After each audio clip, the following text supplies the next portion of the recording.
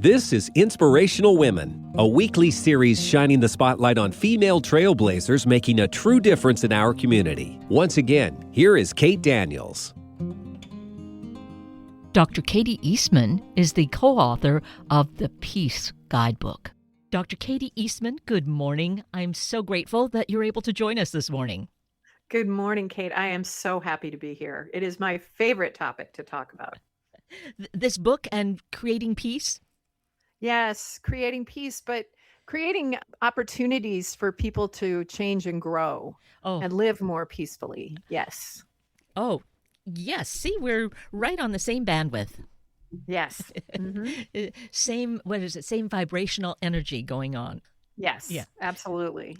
Well, I love to be able to connect and speak about this anytime, but certainly these days to really share not just the information, but just that this is something that is available for each and every one of us, and how important it is, right, for us to embrace it and know it is something that this is what we can control is our own own growth. So yes, so this is great. It's wonderful to be able to have a conversation about it and talk about your book. And what I have is which is great, the uncorrected copy. So it has not come out yet. Is that right? It came out in April. It's already an international bestseller. It's been doing really, really well. Yes. Congratulations. Thank you. Isn't that just what we need, is for it to become an international bestseller? Now, oh gosh, this is going to be so bad on my part. Internationally, it's doing well. What about the U.S.? Well, in the U.S., it's doing well as well. I mean, we've sold quite a few copies already, and it's only been 12 weeks.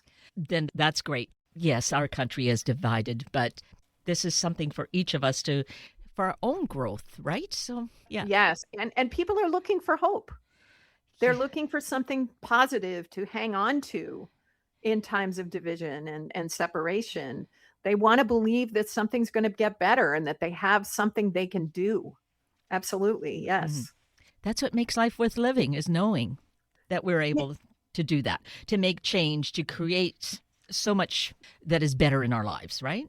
Yes, when we're helpless is when we get the most depressed.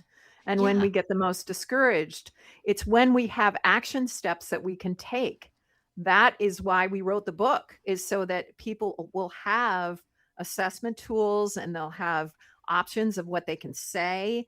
Because I am always shocked as a therapist how many people do not know how to compromise. They've never been taught.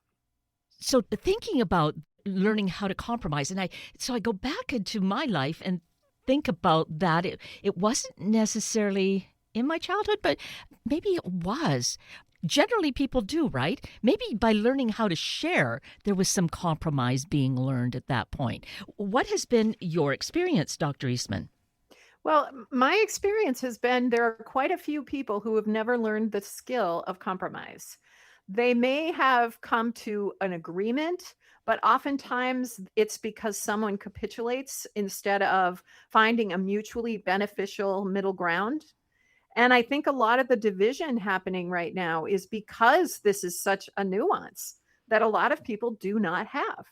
And one of the things that I love to say to my clients and to my daughter and my husband is, do you want to be happy or do you want to be right? And I heard that when I was a little girl. I mean, do you want to be happy or do you want to be right? And I have always been taught, listen more than you speak. And those are fine arts of compromise. If you're asking someone, what is important to you? I'll tell you what's important to me, but let's find something, a middle ground that both of what we value is acknowledged and listened to and presented. A lot of people don't know how to do that because their nervous system gets in the way, their desire and need to be right, their fear, their triggers, their grief, all kinds of things get in the way of compromise. And the wonderful thing is that this is something, if we didn't learn it growing up, it is something that we can learn even as adults. Because sometimes what we've learned in childhood, it can be transferred to adulthood, but we need to evolve with it. And maybe that's where we've encountered so many of these issues, is that we haven't had the evolvement, the development of these qualities to be able to have a conversation, to listen, to compromise, and not think of compromise as some sort of defeat. Absolutely. I think that that is a big issue for many, that they believe that compromise is a loss.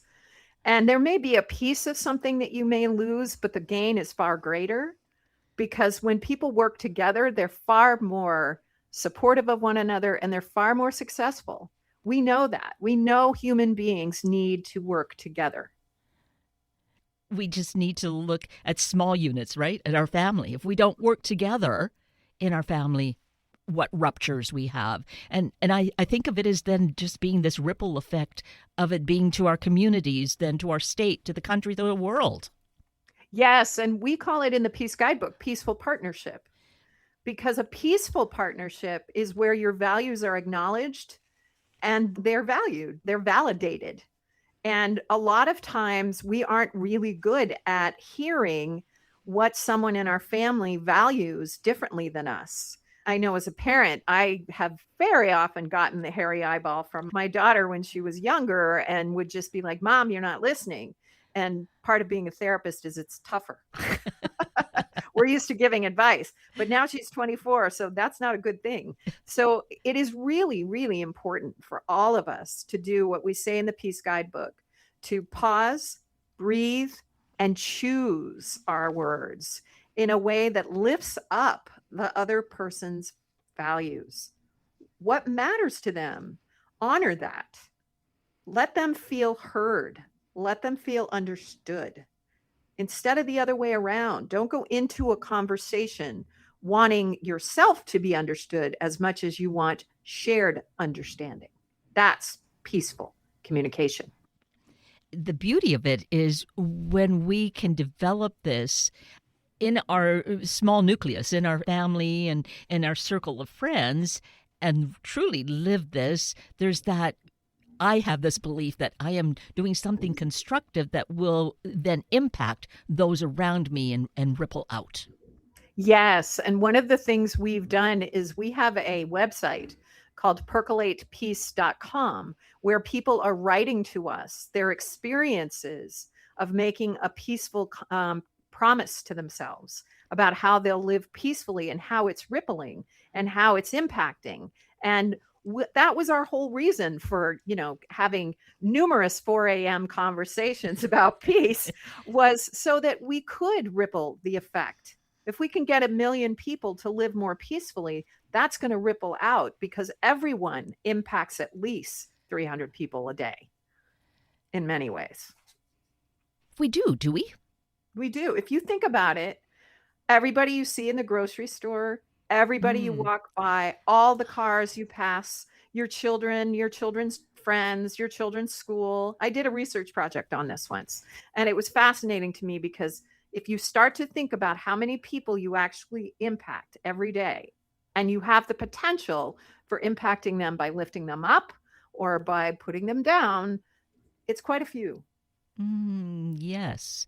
It is those small situations where, yes, you're at the grocery store, or you're going to go on public transportation, or you're walking down the street and passing someone and you can catch their eye and smile. Yes. My mother taught me that. She said, sometimes, Katie, you can change someone's day simply by looking them in the eye and smiling.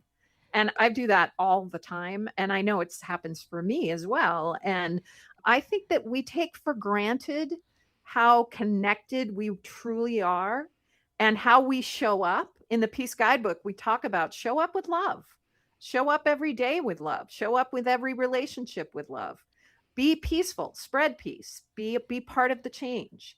And we forget, like sitting on a bus, how many people have you walked by just to get to your seat? Mm-hmm. And some of them, I have this phrase that I always say, people are carrying heavy loads that we don't know about, and that we have the possibility and the potential to lift some of that load every day. Oh, yes. That makes me think of one of my favorite quotes I'd like to then share with you Sure. that someone shared with me decades ago, actually. The world is already so tough. How can we be anything but kind? Yes. And Yeah. I think that's very similar in, someone has a heavy load. Of course, we want to help them out somehow. Maybe it's not this physical load, but I think, when we see them struggling, we can see it on their face, their demeanor, their body. Just smiling at them can help lift that load, right? Absolutely. Or it can give them a moment of hope. And that can mean the world. It can. Because just think, there's a wonderful story in the Peace Guidebook is filled with personal narratives. And one is from a woman in Ukraine who left Ukraine when the war started and has not been able to go home for 4 years. And one of the things that she talks about is that ripple effect, that impact of kindness on just lifting someone up for a moment when they're so discouraged and so depressed and in such a state of despair. She said to us one time that just knowing that the Americans have our flag out there, or that they're thinking of us, or someone is thinking of us, makes such a difference for us every single day. We have no idea, even in those circumstances, that that's what's happening. But hearing about that is encouraging that on some level, but on an emotional, a spiritual level, that connection is being spread out into the world, into the universe. Yes, and it's really literally saving their lives because it is what gives them hope. They're not forgotten. They're understood. They're heard. They're valued. They're recognized. And really, in the Peace Guidebook, all the narratives of the different people in there are sharing their stories of needing to recognize in themselves their value, but also how they learned to receive value from others and recognition from others in a way that allowed them to let it in emotionally, internally. And that's a really important process that a lot of people don't really pay attention to. And that is one of the beauties of the Peace Guidebook, that it's like a workbook or a journal where we can make notations, take what resonated with us or how we responded. And I think it helps us to see how we are growing and changing. Yes, you can identify in our assessment tools what it is you want to work on. How do you want to become better? How do you want to be a better communicator? Maybe it's a better parent. Maybe it's a better coworker, a community member. And so we have all these different categories. We have like 75, I believe, peace points in there where there's different categories people can look at and decide what they want to zero in on. It's not a book you read all the way through and never look at it again. It's really a handbook for life. Yes, and that is a perfect way to define it then, a handbook for life. There are things that we just don't really learn, and we need guidance on how to develop this to be the best kind of person that wants to be in this world, to really make it the best it can be. Yes, absolutely. And we have to be willing to look at our own issues and how they interfere with our relationships. I have a phrase that I use all the time. It's either grief or grief can become grievance, which I do believe is what we're seeing a lot of right now, is if people do not manage their losses and recognize their losses, their triggers, because a loss tells you what matters to you. It's important information. If you felt such and such a way growing up because you didn't get such and such a thing, well, that tells you what's important to you. But if you ignore it, it becomes hardened and it can become grievance. And then it can be projected out to the world. And then you aren't able to show up with love. You show up with anger. You show up with frustration. You show up with resentment. So if everyone would allow themselves the privilege, which we have as human beings, to look into their losses and their grief, there'd be a lot less grievance. And therein lies the problem that exists, I think, with many, and why this book, the Peace Guidebook, is so helpful, is that we don't take the time to do that reflection, introspection, and look at why we are reacting in a certain way. What was really interesting when we decided to write this book, we interviewed children of all ages and adults. And what fascinated us was the adults, their response, what is peace, was absence of war, absence of violence, absence of. Mm. Kids said the opposite. They said being a good friend, being kind, having people's back, being empathic. We were blown away by how much better kids are of understanding the importance and the value of their own internal peace work. Would you say part of it is they're still so open, so clean, I'll say, that they haven't allowed some of the negativity in the world to overcome them? So this is like pure essence. And I think it's just honesty and love that comes forth from them. Yes, they haven't been tainted. They aren't Tainted. afraid yet. Yeah. They're believing in possibility. And we were once like that too. And we have to unlearn what we've learned as adults and go back to being more like children. Mm-hmm. We have to believe in the potential for peace. And sometimes we can come to that on our own, but here we have a way to work on it for ourselves. And I think in a family or in a circle of friends, we can work on this together and really create something so beautiful. And again, it has that ripple out effect. Yes, it does. We have written the book, and there's a section for book clubs. But one of the things we're hoping people will do is create peace circles in families, in friendship groups, in churches, in synagogues, in spiritual communities. We want circles of peace to be developed all over the world. We have very lofty ideals, and that's okay, because we wouldn't have written this book if we didn't. And it's part of that adage, right? It's better to shoot for the stars and reach the moon or something along those lines, right? Yes, my graduate school had that right by the door. It's shoot for the door, not the stars. Yes. And one of the highlights for me from this book, and for Elizabeth as well, was the foreword is written by Desmond Tutu's daughter. And she truly blessed us by saying to us, this book carries on my father's work. And there are no greater words that anyone could have spoken than to say that, and all that their family went through. And her foreword is absolutely beautiful. It's tear-jerking. It's just such a gem. So we really have gotten validation that globally, this is carrying out a ripple effect of peace. And I love how she does say the Peace Guidebook is a sacred rebellion. And that's a good point, because people often think you can't be angry and peaceful. That's not true. Your anger can motivate you to do things that promote peace. And if you're doing so with anger as your fuel, there's nothing wrong with that. Right. It's what you do with the anger and how you express it that is whether or not it's peaceful. And we don't want anyone to diminish their feelings. We have a no fluff statement in there that we are a no fluff zone. We want you to feel the feels, whatever they are. There's no such thing as a negative emotion. They're your messengers.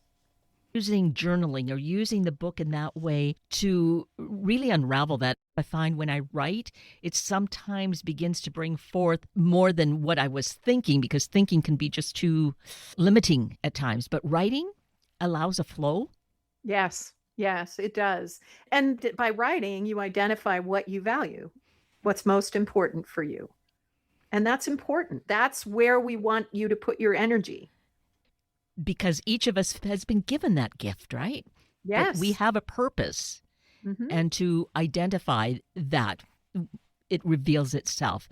Yes. And we all have the opportunity every day to make a difference in the life of someone else. But we take it for granted a lot, and we forget. There are so many opportunities every single day to live peacefully, and most people don't think about it. And so we wrote the book. We want people to think about it. We want people to wake up and be awakened to the fact that you can be a peacemaker in your own backyard.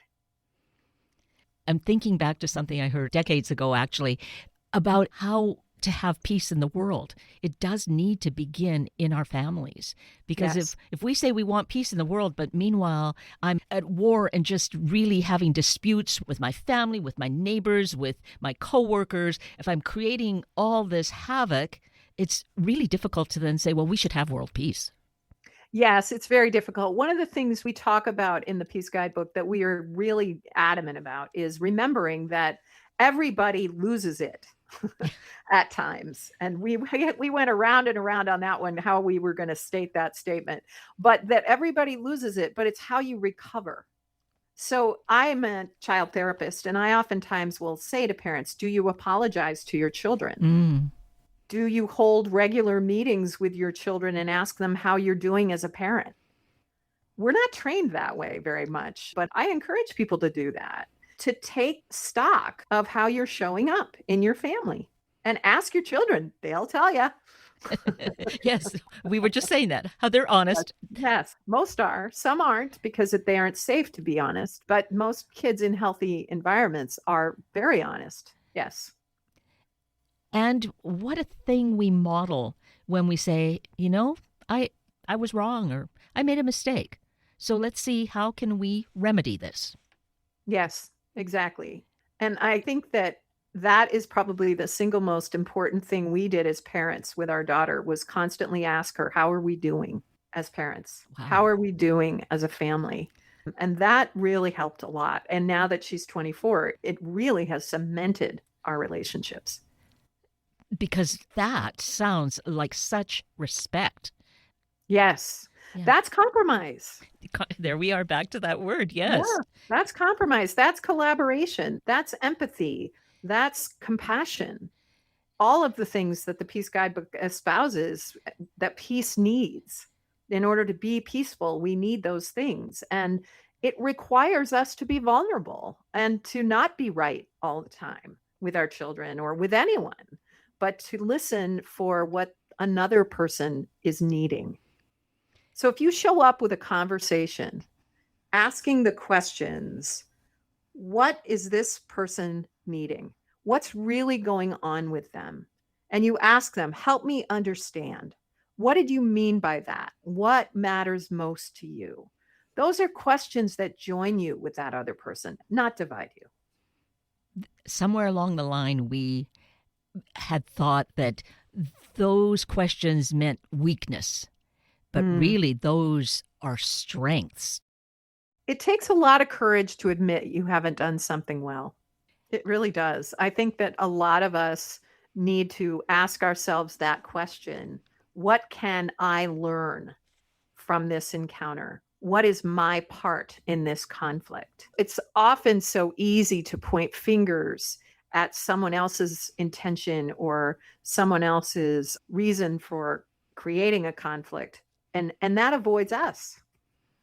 It can feel so uncomfortable, but if we could just kind of turn it around and find that there's just so much to gain, and how empowering all of that can be, not just for ourselves, but then again, how it projects, ripples out into the world. Yes. Yeah. And if we don't ask questions of how people are feeling or what they need or what they want, we can make assumptions about what they need or want. And I'm a grief therapist, so I have an invisible wall full of stickies of things people have said with good intention to the grieving or the bereaved, and they hurt them so much. Mm.